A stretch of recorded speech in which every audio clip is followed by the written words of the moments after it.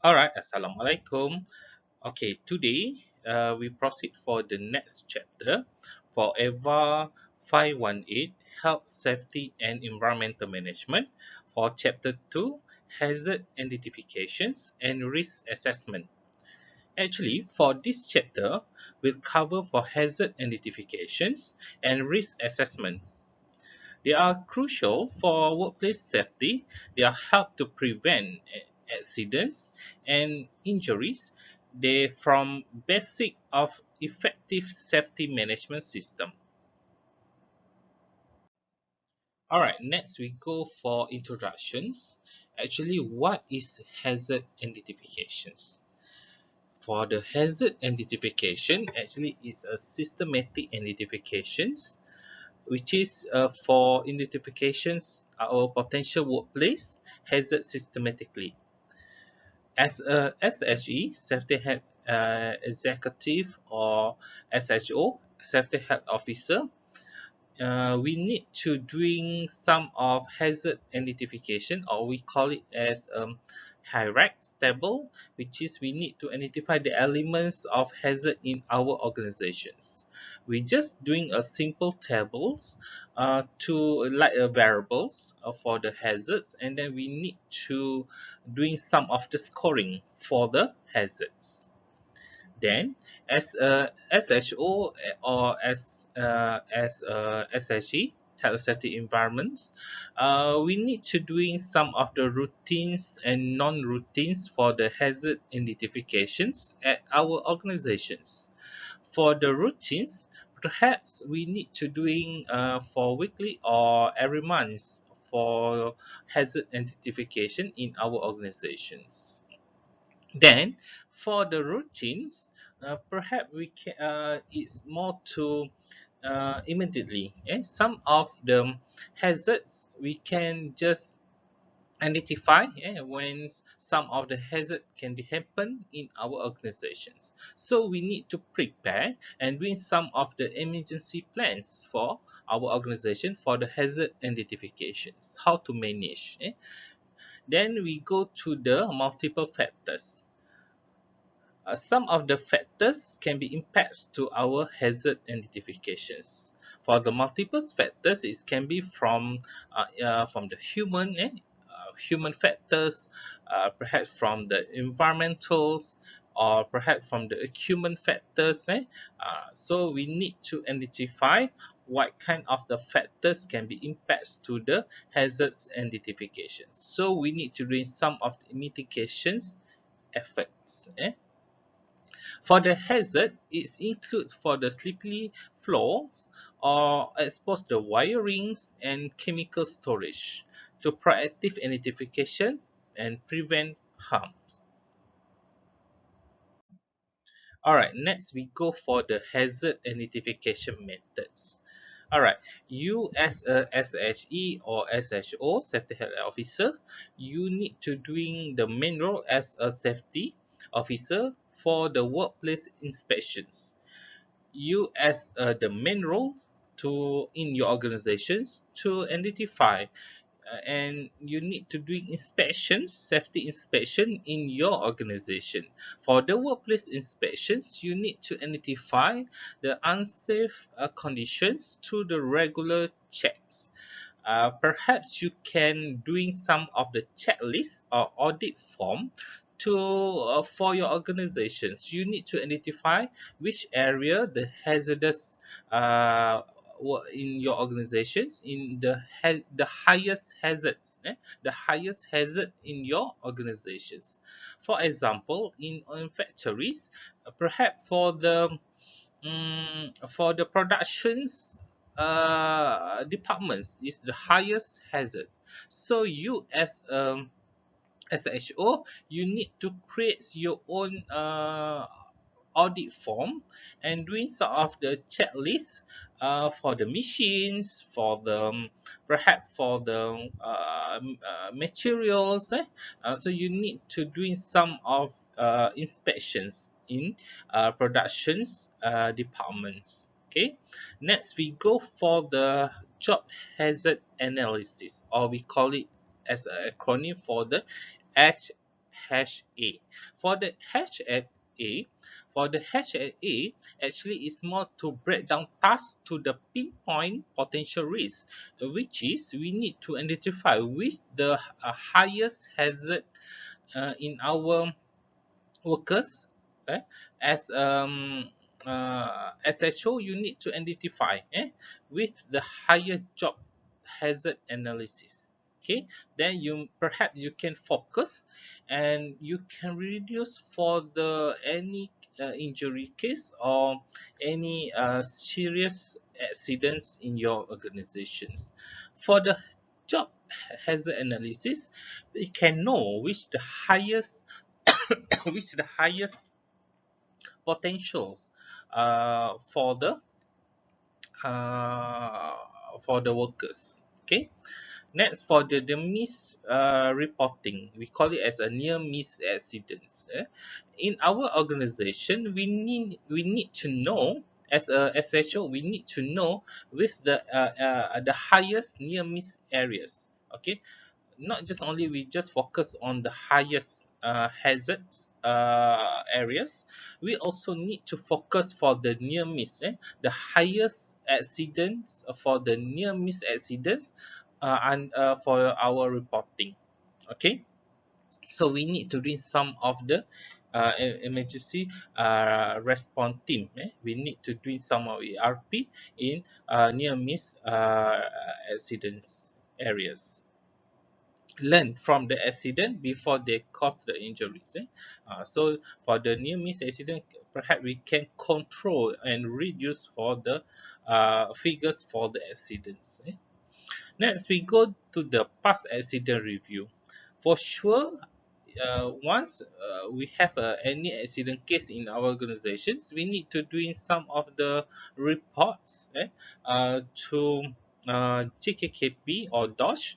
So we need to, as a SHO, we need to review, especially for the highest accident in with areas in our organizations.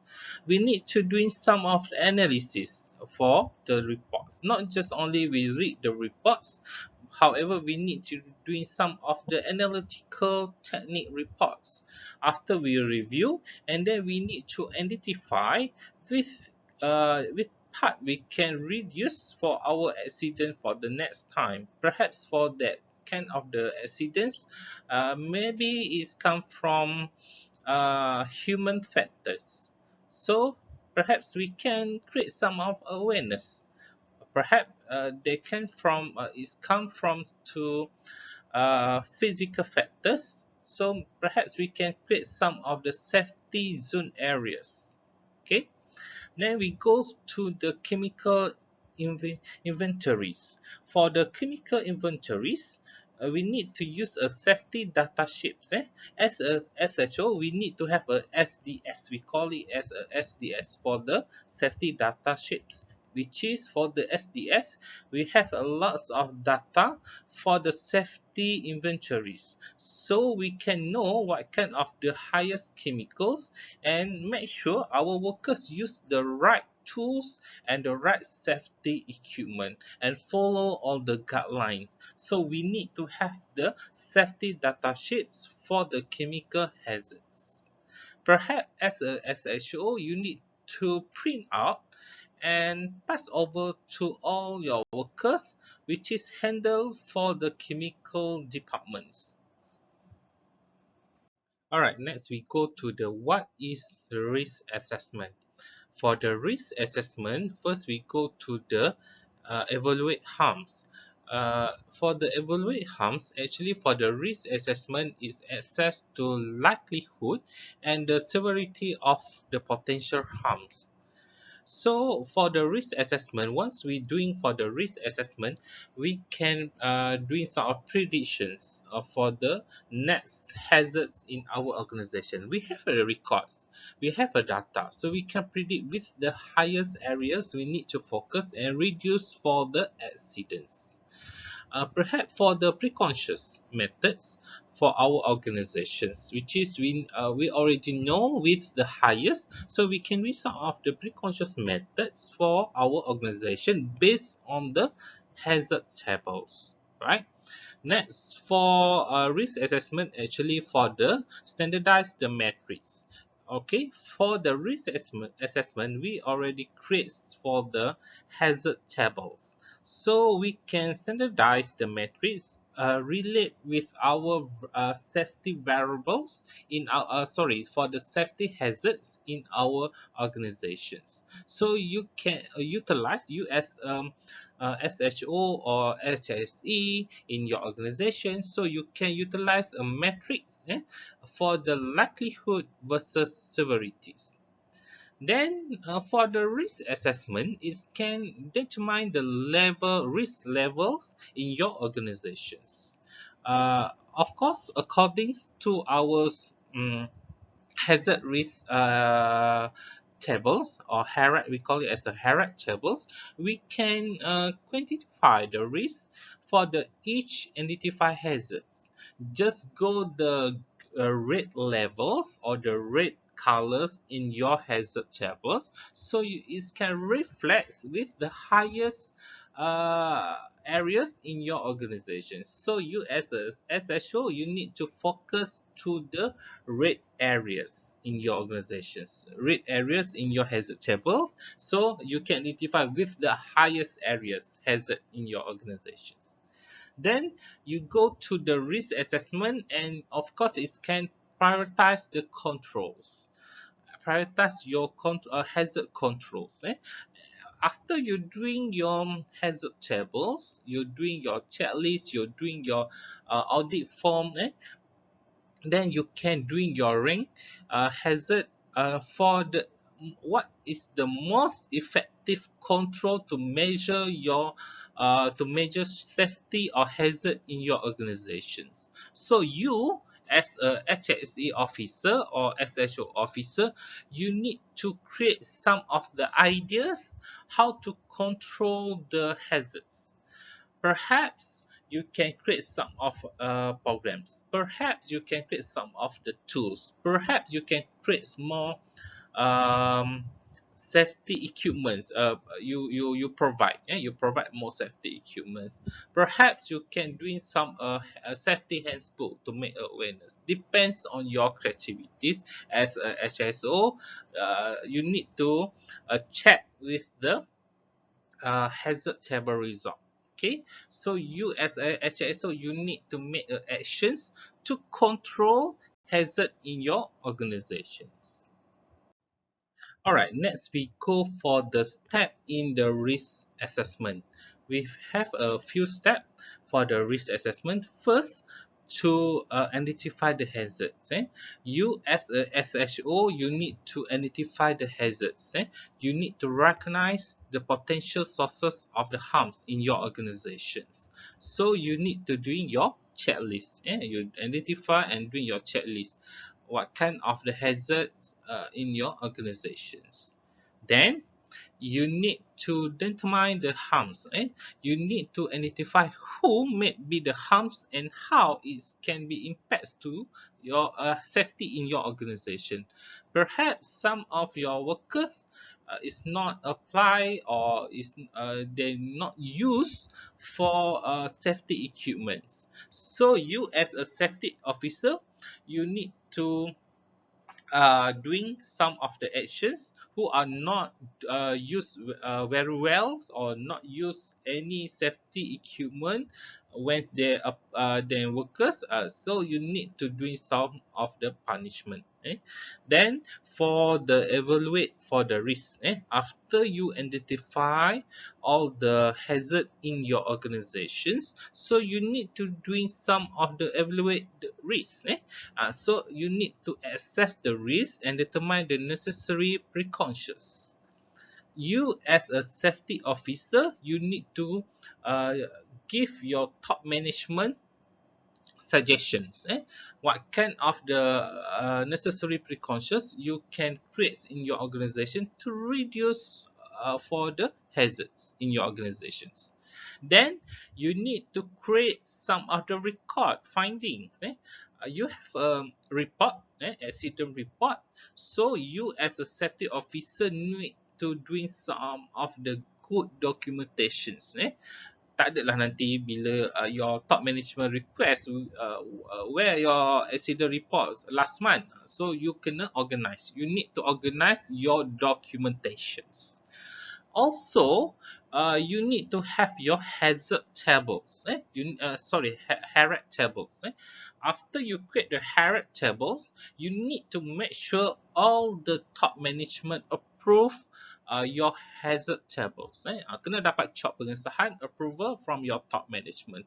That means you need to doing your proper hazard tables and proper variables hazard in your organizations. Then you get the approval from your top management, and then you doing your process for the hazards identifications in your organization. So you put in your document in your filing, your safety filing. As a safety officer, you have a lots of safety filing, for the hazard filing, for the accident filing, for the process ISO 45,000.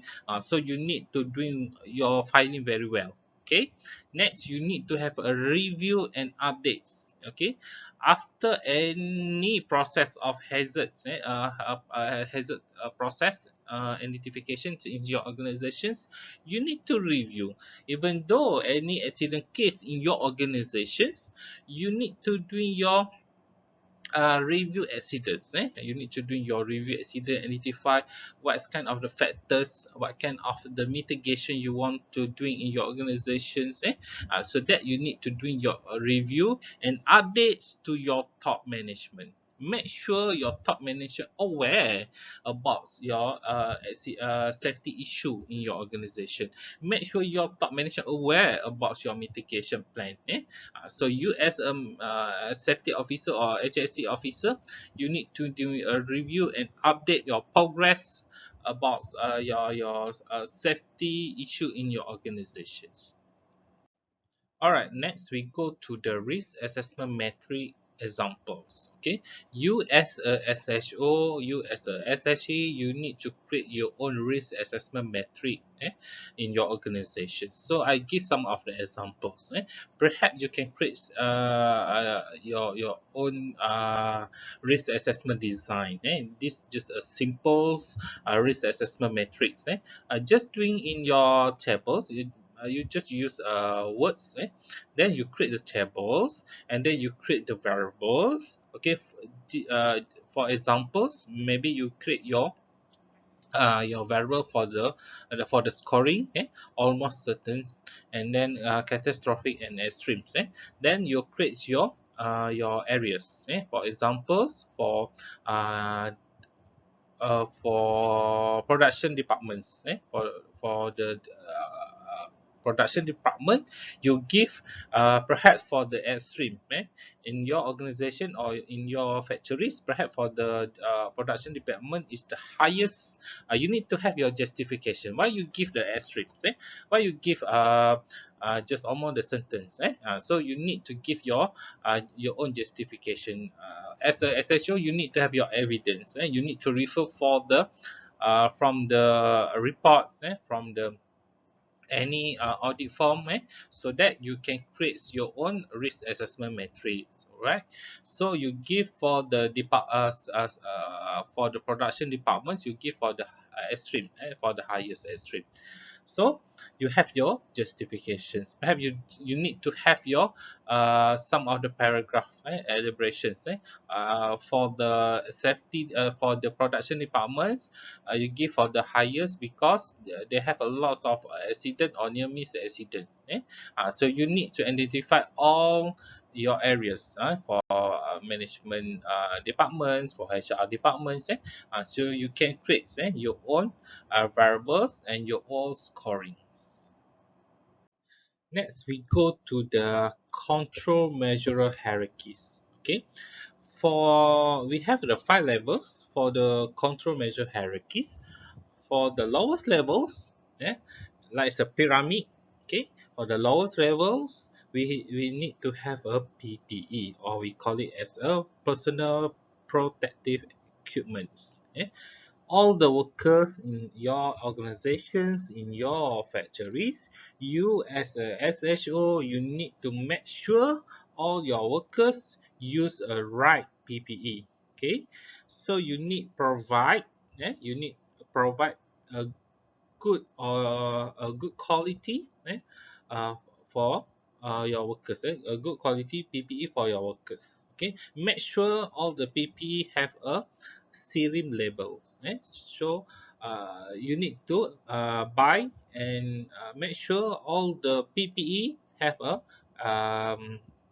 serum labels, okay, to protect the workers directly. Yes, perhaps for the factories, they have the issue for the noise. So you need to provide earplug. And then you need to provide what kind of the PPE, googles, or glove, for the chemical industry. So you need to provide the highest quality glove. Tak adalah kena acid level 3, level 4 pun dah cair. So that you need to choose the right PPE. Perhaps you need to find the highest qualities and make sure they have a serial labels. Okay, next level for the control measures hierarchies is administrative controls. Okay, for the administrative controls, as a SHO, you need to have a good communications with your top management. You need to have a good communications with your top management, which is any safety issues you need to let your top management know about the safety issues. That's why you as SHO, you need to propose your safety emergency plan. You need to propose your safety programs in your to your top management. Of course, in if you have any safety issues, you need to doing some of the change of your work procedure for your safety. Perhaps your guidelines, safety guidelines. So you need to make sure you as a safety officer concerns about your safety issues. Okay. Next, for the level 3, for the engineering controls. For the engineering control, you can relate with the any technologies to for your safety in your in your organizations. You can use any technologies. Perhaps we have a alarm. Any hazard or any accidents, kring bunyi alarm. So for nowadays we have a um, lots of system for safety industry. So you need to create your engineering control in your organizations. You need to allocate some of the fund for the engineering controls, to isolate your people from the hazards. Okay, lots of system, a lots of apps we can use for the engineering controls in our organizations. Next, for the substations, perhaps for the level 2, we can replace with the less of the hazard alternative. We already in doing safety process or safety audit in our organizations. We already doing some of the hazard process identifications, hierarchy tables, so you can identify which areas the highest hazards in your organization, so you can replace with the less of the hazard alternative. Perhaps we can for that kind of the elements we cannot control, we cannot remove for the 100% hazards. Maybe we can just less for the hazard results. So we can do some of the mitigations process. For examples, sleepy floor. We cannot change the sleepy floor. So maybe you can provide a good PPE like a safety boots to your workers, to less of the hazardous alternative. Then for the highest levels, eliminations, you need to eliminations for your hazard in your organizations. Perhaps you can remove the hazard entirely. Okay, maybe you can provide for the sleepy floor. Perhaps you can just remove or just change the floor for the highest qualities levels.